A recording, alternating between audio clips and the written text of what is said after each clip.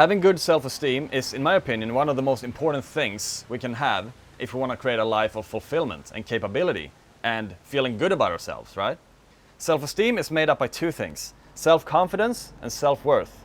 The difference between these two is that confidence makes us feel capable. Confidence comes from past performance. It's like, I have done something repeatedly. I have belief in my own capability to follow through on the things I promise myself. I know that I'm good at this specific thing. I'm confident here. Self-worth is different though. Self-worth is, I'm fine. I'm enough. I don't need anybody to validate me. I'm good enough.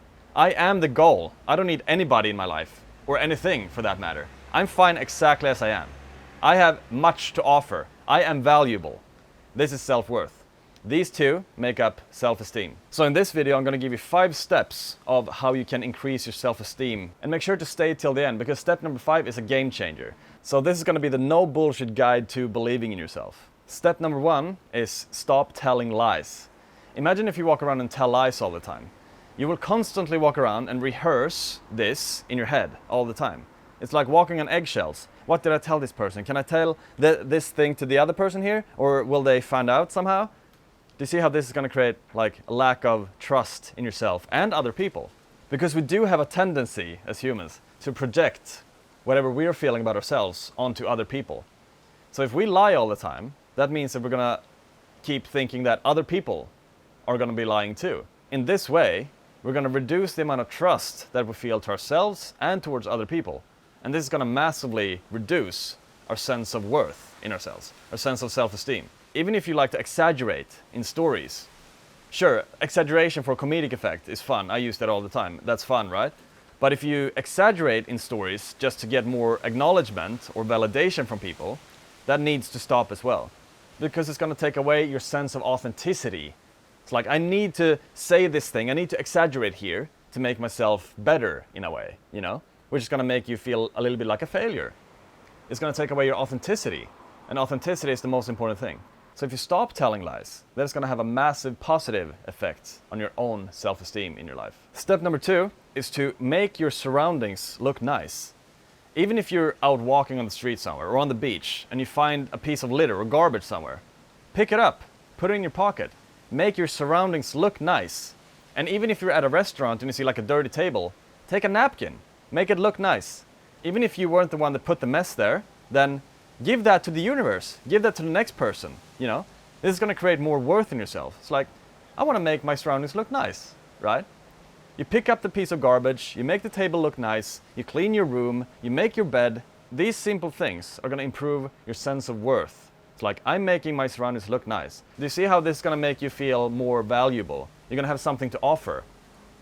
I'm walking here, and I know for a fact that when I've been there, the place is going to look nicer than when I arrived, perhaps. So if you always walk around and you make your surroundings look in a certain way, and you take that as a little bit of a proud aspect of yourself, that wherever you show up, I'm going to make sure to make it look nice. You will feel welcomed in yourself. You will feel whole. You will feel good in yourself about that. So here it's important to leave your ego aside and not say, I didn't put that mess there. I'm not going to be the one cleaning it up. If you can be the one actually cleaning it up, then you can think about it yourself. It's going to start making you feel better about yourself. You know, I'm taking action. I'm doing things here to make the world a little bit of a better place, right? Step number 3 is to stop saying and start doing. Imagine if we walk around and we promise ourselves that we're going to do things that we never follow through on. That means that we'll also lower the sense of trust in ourselves. Same as the first step, if we constantly promise ourselves that we're going to do things, but we always put them off, what is this going to do for you, do you think? Do you think this is going to create a good belief in yourself, in your capability to do something? Obviously not. It's like if you constantly walk around and promise yourself and you have no follow-through, your sense of self-trust will be low. And self-worth comes from being able to trust ourselves. If I can trust myself, then I will feel worthy of success. If I can trust myself that whatever task I'm about to do today, and I have a good follow-through there, that creates belief in ourselves, right? That creates capability. It's like, I was able to do whatever I promised myself today. So by start doing things that we say to ourselves that we're going to do, or stop saying that we're going to do things that we know that we will never do, that is going to boost your self-esteem. To always do what you know you should do, or never say that you're going to do something that you know that you're never going to do, right? This is actually a step that massively improved my sense of self-worth. I started having good follow-through, because I used to be a person that always walked around and I promised myself and other people, I was always a good talker. I'm going to do this, I'm going to do that. But I never followed through. I never did anything. I was a dreamer. I was not a doer. But it's important here that we become a dream doer. We do the things that we promise ourselves and other people all the time. Obviously, to do this 100% of the time is going to be very hard. It's going to be difficult to always show up, because sometimes things are going to come in between, right? That's just life. But to, as often as possible, always do what we know we should do, or never say that we're going to do things that we know that we won't do. That will massively increase our self-esteem. Number 4 is to do things that scare you. When we do things that scare us, what emotion is required? It's courage, right? We need courage to face fears. We need courage to face and overcome challenge. Because courage is required when we're about to do something that scares us, when we're about to leave our comfort zone. And when we are about to leave our comfort zone, that is when we will grow. That is when we will create capability. That is when we create this emotion of, fuck yeah, I did this. I got it. I did what I promised myself that I was going to do. Right? So by facing our fears is one of the most important things we can do to create a life of awesomeness. Because self-esteem comes from feeling worthy and from past performance. So by performing, we obviously need courage, right? Because almost every performance that we're doing, there's a little bit of courage that's going to go into that. So I can't stress enough how important this step is for personal growth.